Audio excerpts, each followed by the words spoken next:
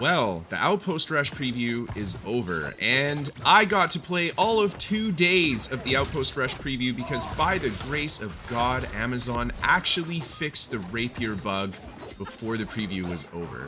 Now, during this preview, we of course got to test all of those fantastic changes that they have made to this new map, like those bridges being able to be built on both sides, and we know from having played this OPR preview how much people are actually using those bridges. And that about covers all the changes they made to this map. Seriously, outside of the bridges, I didn't notice anything. There were people crawling all over the terrain still. We had snipers up top. Yeah, I don't know, man. They managed to make a whole page of changes on their website that they made, and I didn't see any of these in the gameplay at all. And they didn't even list the bridges in their list of changes, which is just weird to me, but whatever.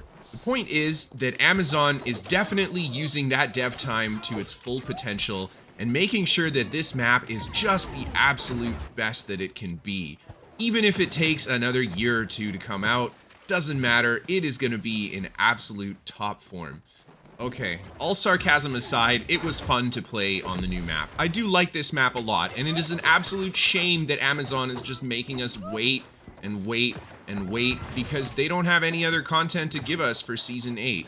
Now, unfortunately, for one of the 2 days that I could have played this map, I only played for about half an hour because I didn't have a lot of time. So I really only got 1 day of gameplay on the map. But of course, I played my favorite build a little bit, and I managed to get a few nice clips that I thought I'd share with you guys as well. And if you guys are interested in the build, there is a link to it down below, and there will be a little bit of a build breakdown at the end of the video for you too. Otherwise, let's get into that gameplay and we'll talk about the map. So, I had a nice little fight on the outpost here, defending against the 2 players. Another player ends up riding in, we get the kill on him, and one of the players that we had fought earlier ends up coming back as well. And I'm just going to feed him some OP fireballs with that fire staff. Oh my god, seriously, fire staff so OP. He goes for the spear stun and he catches me with it, but his damage is not super high on that spear, so we don't take a lot of punishment from that. And then I quickly go around the corner, quickly chug my mana pot, and then we hit him with the burnout and switch to the rapier. Get him with some nice burst, and down he goes.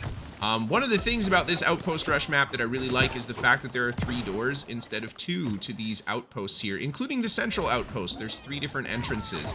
Now, this map is definitely more congested than the old map because in general it's just smaller and people are funneled towards each other really hard in this map. So having those multiple door options is just really great for kiting. Not to mention the people that are up top cannot get, they can't just circle around up top and follow you if you're trying to get inside. They have to jump down, go up another set of stairs, etc. So I do really like that aspect of the map. And this guy here is being really smart. He's low HP, but he's got the shield, and shield absolutely shuts rapier down. Especially the build I like to play is very poke heavy, so we're kind of forced into heavy attacks to get him to drop that block. And then we get a nice little flash to get behind him, get the kill. And this is what I'm talking about, man. Just these congested fights. The central post is always so contested. And honestly, for the sake of PvP in this game, I think this is so much better than the old map. It's so much easier to just respawn and get back into the action and not just run into a huge enemy group by yourself all the time. And if you do, you actually have options to escape from it. A nasty little catch inside that ice shower, and I'm forced to go outside, but I get on top of the archer with the greatsword here. He does hit my incinerate as he tries to spin in, and then I go back and then go for the burnout. I love loading up the burnout like that, like kind of a false retreat, and then you burn out through into the opponent again. And you can get some nice big combos, especially if you time that distance well. And I find myself in a nasty spot here. See how some of the players have immunity? They just walked out of the spawn, so I have to drop down as I'm taking quite a bit of pressure.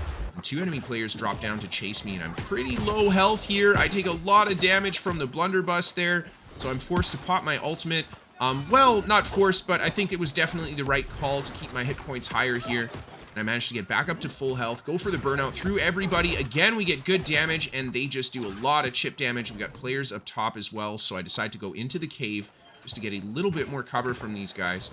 And they're a little bit slow following me. I think what they want is, they're kind of maybe even expecting me to jump back out on top of them, but you guys know me. I like to load up that burnout where they cannot see it. And there we do manage to get the drop on them. We land the fireball. Down goes the archer. And then we, again, have to fight the flail and shield player. A different one than last time, but this one here is not using block at all, pretty much. He's hardly using it, and that is definitely the way you want to shut down Rapier. And it looks like he's just blocking in the wrong direction. I have no idea what he's trying to do here. That's okay. We'll just give him some Rapier pokes. Down he goes. And moving on to the next clip. Again, just hanging out at the top here. I gotta say, that's one thing I do really like about this map, is that I'm not always in the enemy outpost like the other map. That's basically the only place where I can find the type of fights I'm looking for. But on this map, as long as you keep your eyes on where your team is moving around, you can get an idea of where the enemy players are and just kind of rotate in the right way to find lots of good, interesting fights if you want to get like solo stuff like me, or really whatever you're looking for. If you want to stay with the group, you can stay on top of them. There's always good group action going on this map. I go outside there. I kind of don't get a lot of damage with that burnout, but there's a huge connection with the fireball, and the mace player comes in. I get a good dodge coming out of the immobilize on the Void Gauntlet. Man, I always say this, but Void Gauntlet is the best XP1 weapon. That immobilize is so deadly, and Rapier has a lot of tools for dealing with something like that, but oh my god, it has been the death of me so many times. So I'm glad I managed to get good timing on that dodge there. We take down the one player, and then this guy just spams Void Blade. Oh man. I don't know if he knows this, but Rapier beats Void Blade in a melee fight. That's just how it is. Rapier beats everything. Maybe it's not true, maybe it is. At least for me, I find Rapier just beats everything. If you can make good reads on your opponent, oh man, it's just so strong.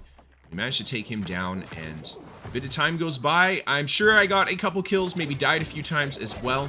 But I find myself at the enemy outpost on the offside. There are 4 enemy players. I've got 1 friendly here with me, and there are a bunch of healers here. I want to say 3 healers. Maybe I'm wrong thinking that. There's at least 2, but we kill one of them. Down goes one of the healers, and then I go for the burnout through. The friendly player actually getting a really nice combo as I'm trying to chase the healer down, and he just walks right in front of him.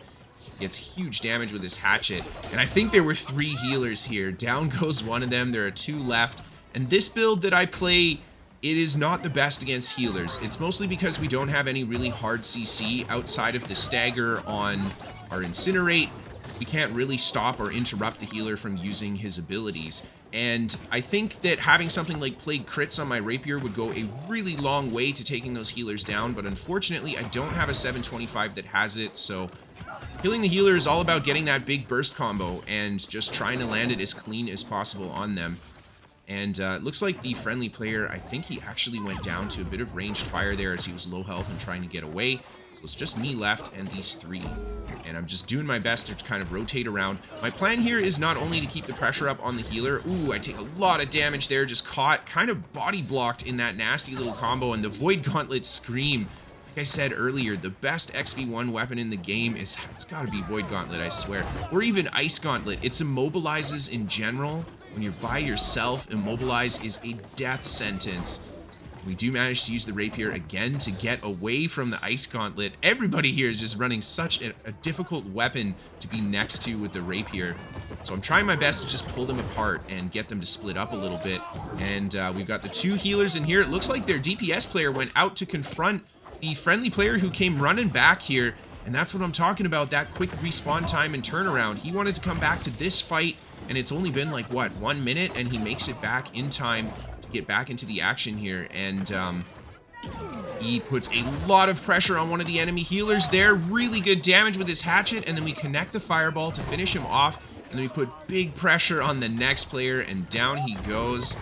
Now it's just the last enemy healer left, and me and Dox to finish him off.